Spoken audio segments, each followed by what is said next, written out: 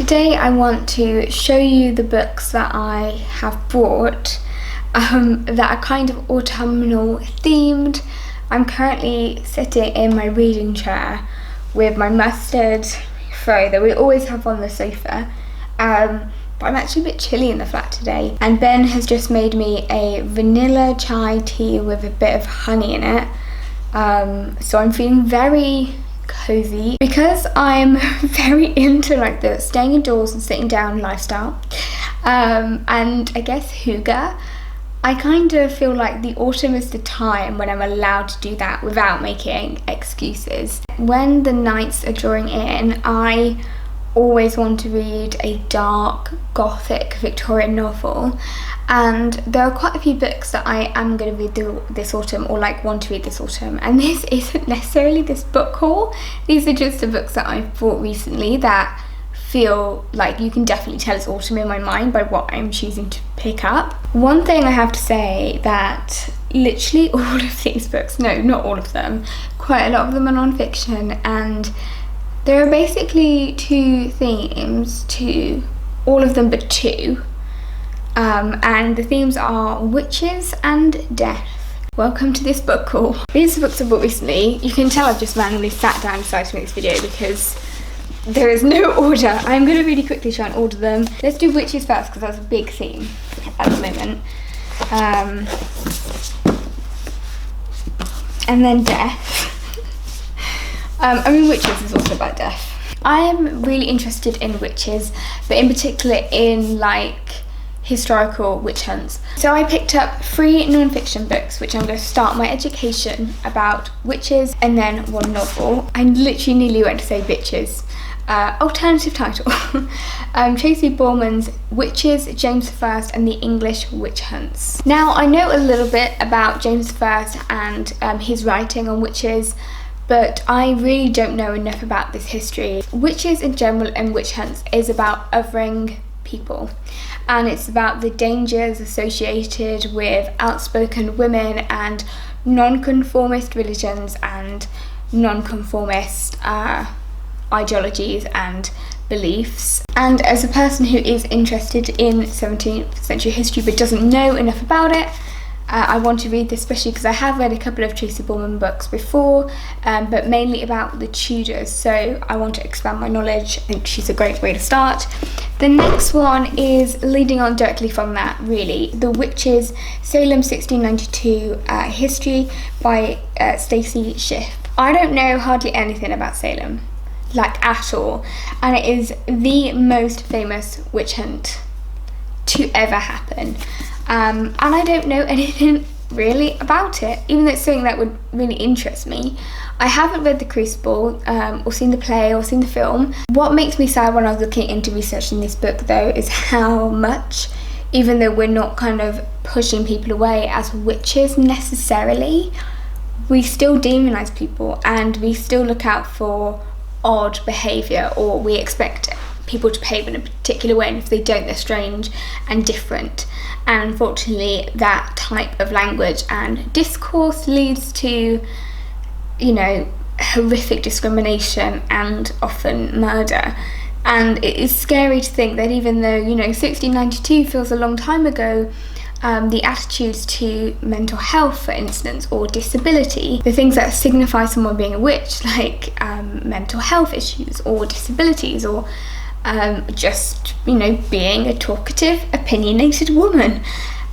We all still do those things, you know, like those things are still stigmatized in society. So it's interesting when I look at non-fiction, especially when it is about something like a societal problem, I guess, or perceived problem, I should say, that we still have that in our society, and 1692, those thoughts are still very relevant. I know that I'll really enjoy this, and then because I got really into learning about witches, mainly through Wikipedia, I wanted to read some actual historical stuff, not just historical like non-fiction. I wanted to read actual documents, and so I picked up the Penguin Book of Witches. It's basically a book that has different extracts from a variety of different texts.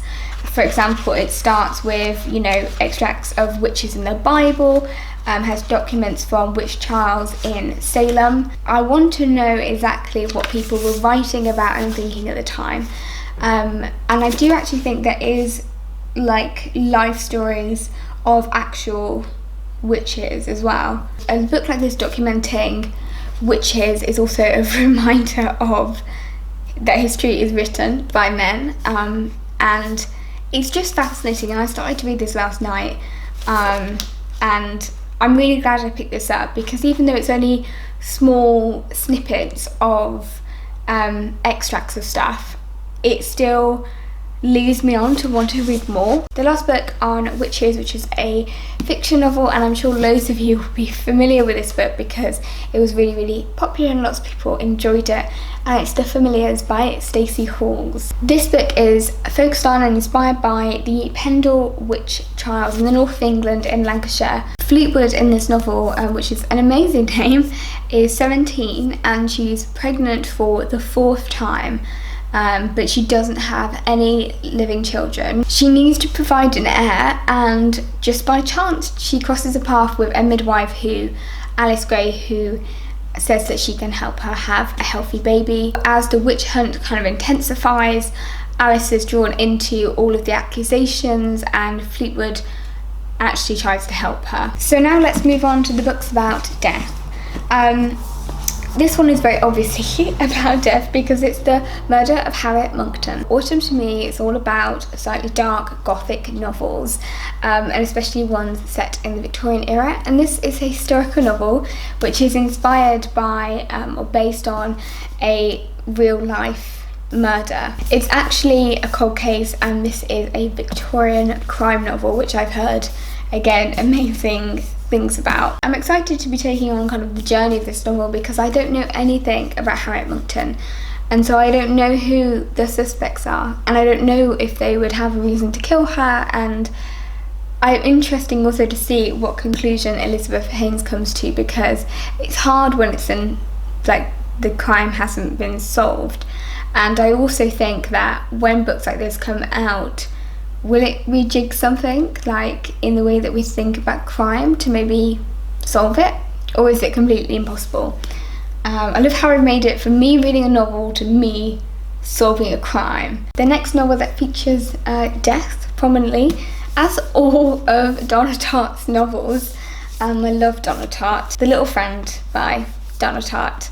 If you watched my previous book video, I did actually talk about how much I love The Goldfinch and how much I wanted to read more, and I actually love the sound of The Little Friend.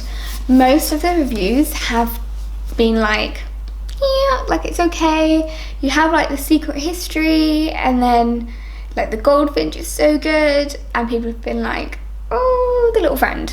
So I want to make my own mind up, but the thing that made me interested was literally this one line. Inspired by Houdini and Robert Louis Stevenson. I'm done. Robert Louis Stevenson and Dr. Jekyll and Mr. Hyde is one of my all-time favourite novels, and it's definitely one of my spooky autumnal recommendations for you. This is about a 9-year-old boy who has been found hanged on Mother's Day, and then 11 years later it's still not solved.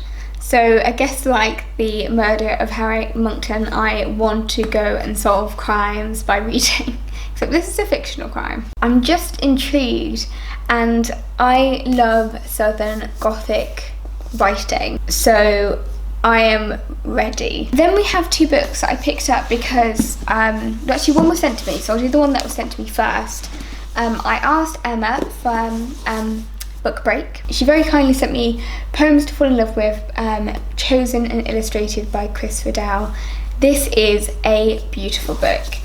As I've mentioned previously, I'm getting married next May, and we've been looking out for a piece of writing to include in our wedding, and I'm always going back and forth, you know, just thinking. I have too many favourite poems, but Chris Riddell is actually one of like Ben's favourite illustrators. It is a really interesting collection because you can definitely tell that it's a personal collection. I was quite surprised by it because there's such a variety of writers in here, and it is like split up into different segments, and it has some, you know, really beautiful classics and some really modern poetry. And I often find that a lot of poetry collections tend to be not very diverse, but actually Christopher Earle's done a good job and it's stunning. Now a book that is very like me, Mudlarking by Laura Maitland. I should have researched how to pronounce her surname. I hate when I don't do that.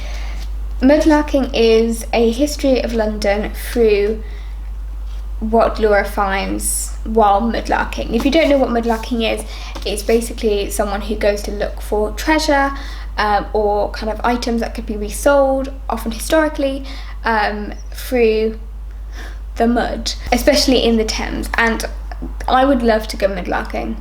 It would be a dream. You have to get a pass, but I really want to go, even though I know I would go with an expectation of finding like a Roman coin or something, and I'd probably just find like a crisp packet. It's a document of London through the Thames and through the history of items that are found in the Thames. I am fascinated by the things that are left behind from people who have come before us, the things that have been thrown away or the things that have been kept, because I think they say so much about who we are. As a person who's a social history obsessive, I would not be able to not read this, and I am now super curious about going mudlarking. I have a feeling that'd be a really good idea for a hen party, or birthday party. I think if someone asked me to go mudlarking, I would be way too excited. Maybe that's what I'll do. Can you imagine? Like, bring your willy boots. Thank you for watching this video, and I hope you enjoyed my books about witches and my books about death. It's been quite nice to just sit down and kind of get relaxed and cozy and talk about books. I feel like I don't do that often. I guess I do it all the time though.